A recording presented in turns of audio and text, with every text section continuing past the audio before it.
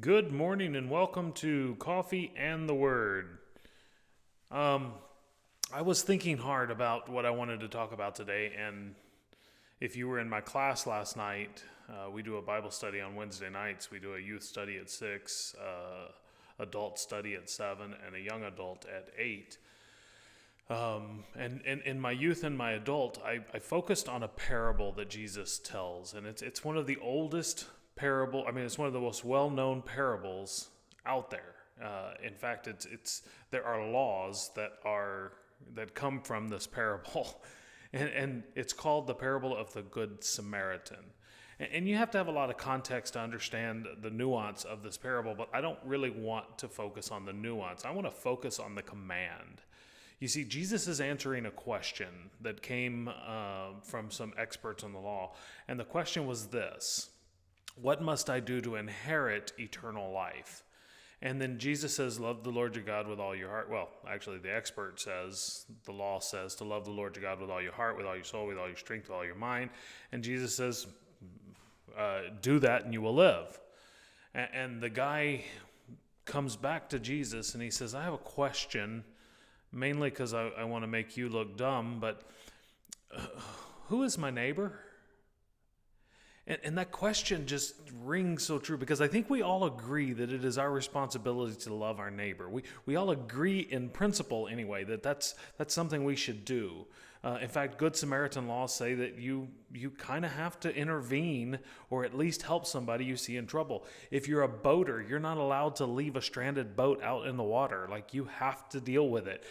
There are laws that are called Good Samaritan laws that are intended for us to be good Samaritans, so to speak. And so Jesus tells this parable, and the parable is very interesting because he's answering a question of these guys who are trying to trap him, and he tells a story. And in the story, he tells about this guy who is injured, who is robbed, and the religious leaders of the day walk right past him. They don't stop and render aid. They don't check and see how he's doing. In fact, the scripture gives us clear indication. Jesus says that they went on the other side. Like they literally moved around so that they weren't bothered by that incident. And he goes on and he talks about the Samaritan who comes and tends his wounds, and he puts salve on his wounds, and he takes him to an inn, and he spends the night taking care of him there. And then he tells the innkeeper to finish taking care of him and that he would pay any expenses that were incurred.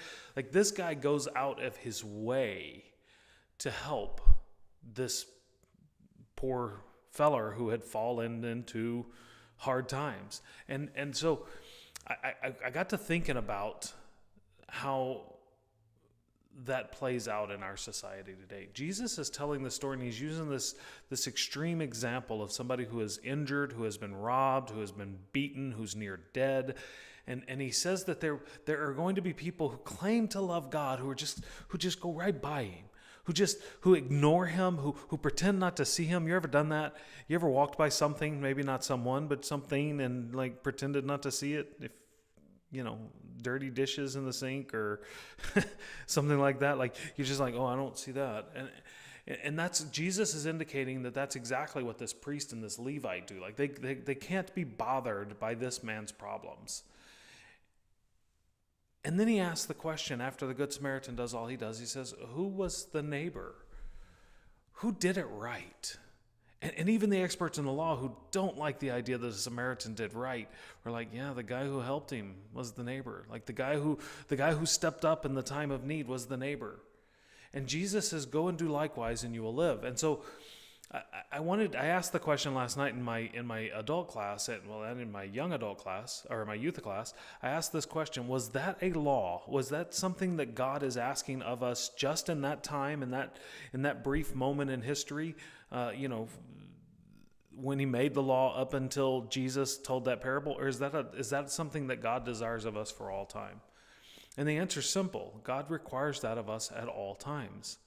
And I got to thinking about it, and I asked myself the question, are we very good at this?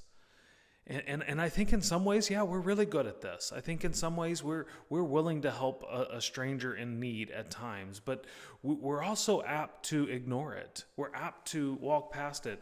And I said there are I said there are 4 attitudes that I think need to be adjusted for us to truly love our neighbor as ourself. And the first attitude is we need to realize that it's not about me. Like, loving your neighbor is not about you. It's not about your desires. It's not about your convenience. It's not about your, it's not even about what you're capable of. It's literally not about you. It's about the person in need, and it's about you fulfilling the command that God gave us, and through the parable that Jesus tells us. Your job is to respond to someone in need.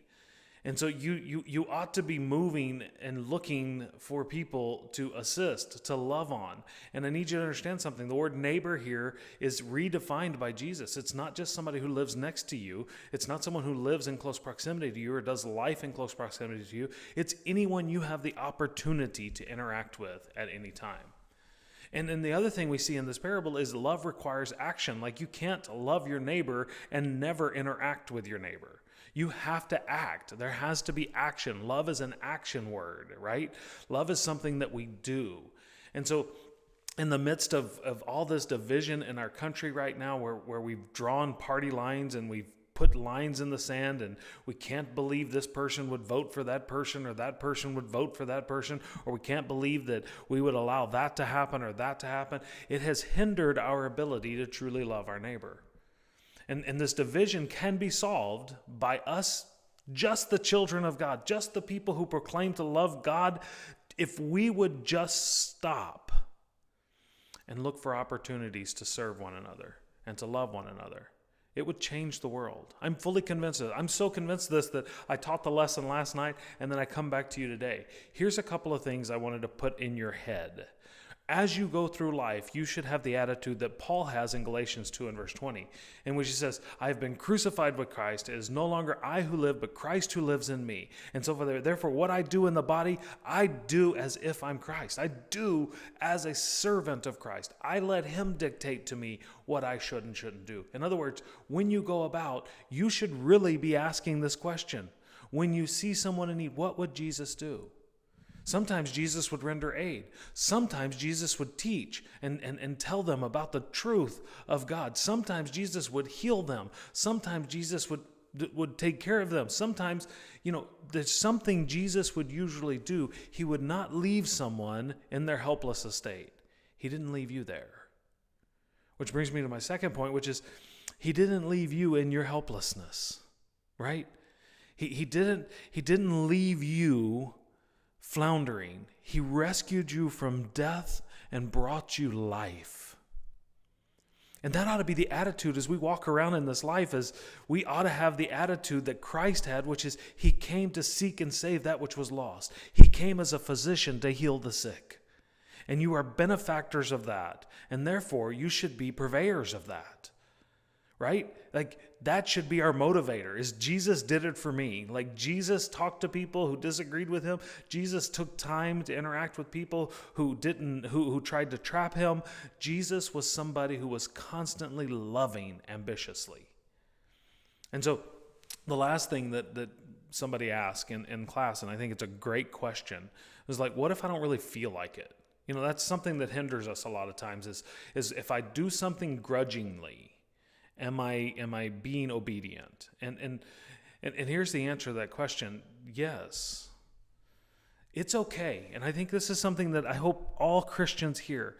It is okay that at sometimes we are doing what we're supposed to do because we're commanded to do it, not because we feel like doing it. In fact, there's a law that Paul talks about in which the flesh is warring against the spirit. There's going to be a lot of times when we have to do that is what is counter to our emotions, what is counter to our feelings, in order to truly fulfill the commands of God.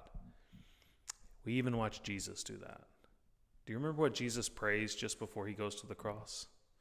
He says, Father, if at all possible, let this cup pass from me, yet not my will, but your will be done.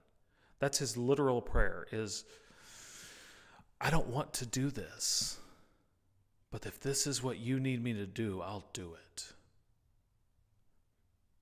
if this is what you want me to do, I'll do it. So I hope you'll spend the day looking for opportunities to lift somebody's load, to carry someone's burden, to help someone.